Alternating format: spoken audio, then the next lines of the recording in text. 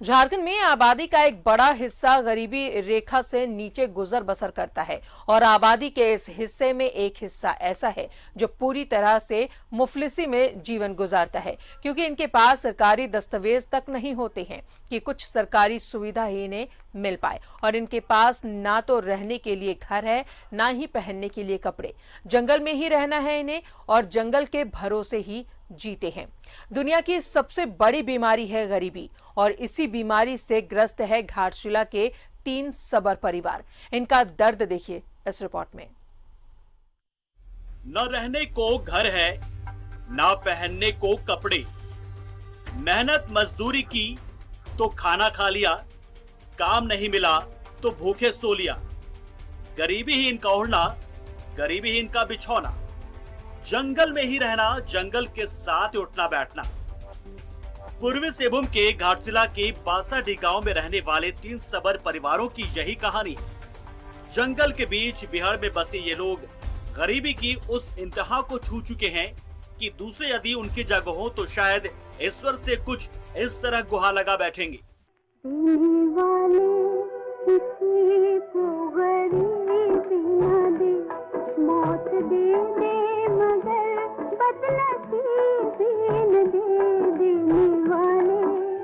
लेकिन ये शायद इनकी जिजीविषा है, जिंदगी जीने के प्रति ललक है, या शायद अपनी नियति मानकर ये परिवार इस अभाव में भी किसी तरह अपनी जिंदगी काट ही ले रहा है। घर के नाम पर मिट्टी, फूस और ताड़ के पत्ते से बनी झोपड़ी है, जिनमें 2-4 बर्तन के अलावा शायद ही कुछ होता है। तन ढकने के लिए एकाध कपड़ा, इतने में भी इन्हें कोई शिकायत नहीं। लेकिन असली परेशानी होती है बारिश में, जब पूरी रात भीगते हुए और किसी तरह से पैर मोड़कर ये रात गुजारते। सांप बिच्छू का खतरा अलग से रहता ही है। अब किशन सिंह जो है जहाँ रहते हैं वो परिस्थिति बहुत खराब है। उसका मकान भी नहीं है, उसका घर भी नहीं है, उसका कहाँ रहने भी उसका सुविधा नहीं है। थोड़ा सा पहले से पेड़ में रहता था, उसके हम लोग मना करके नीचे वो लोग थोड़ा सा झिपड़ी बना के, ताल पत्ता का झिपड़ी बना के लोग रह रहे हैं।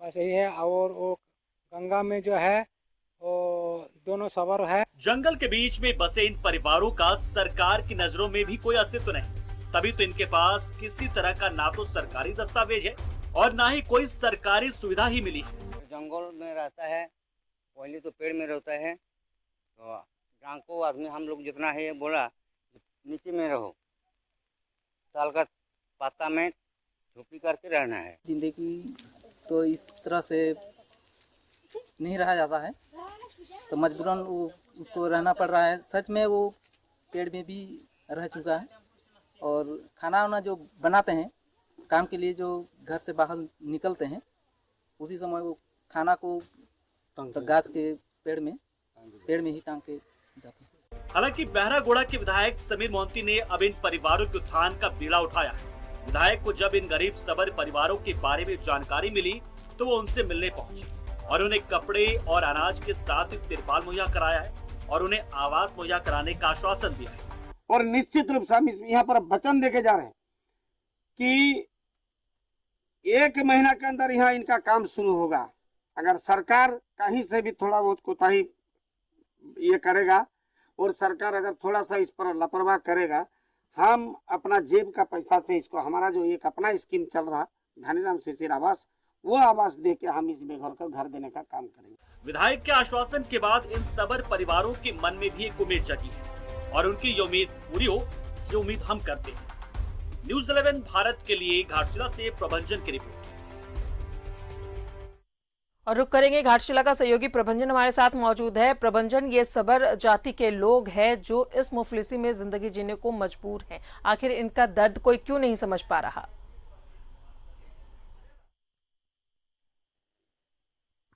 जी, मैं आपको बता दूं कि चौखलिया प्रखंड का बासाडिया गांव, जहां पर तीन परिवार जिनकी जिंदगी हम कह सकते हैं कि पूरी तरह बदतर है। 2 सबर है और एक भूमिज परिवार है। किसान सिंह जो करीबन 10 साल से वे झुग्गी झोपड़ी में अपना घर बनाकर रहते हुए आए हैं।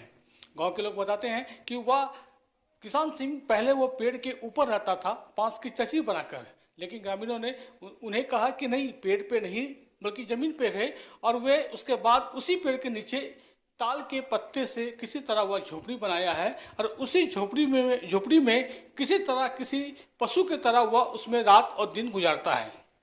इसी तरह इसी गांव के मंगली सबर, जिसका घर पूरी तरह अभी 2 दिन पहले ही बरसात हुई थी और बरसात के समय उसका दीवार टूट कर गिर गया है और घर पूरी तरह क्षतिग्रस्त है, लेकिन मंगली सबर के पास रहने के लिए कोई व्यवस्था नहीं है, जिस कारण से वह उसी ही टूटी फूटी घर पे वह रहने को मजबूर है।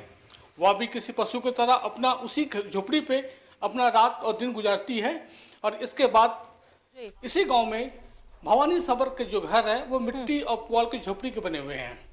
चलिए प्रभंजन, बहुत बहुत शुक्रिया तमाम जानकारियों के लिए। तो ये ऐसे सबर जनजाति के लोग हैं जिन्हें ना तो रहने के लिए घर है, ना कोई सरकारी सुविधाएं इन्हें मिल पाई हैं। बताएं आपको कि मेहनत मजदूरी करते हैं तब जाकर ये खाना खा पाते हैं।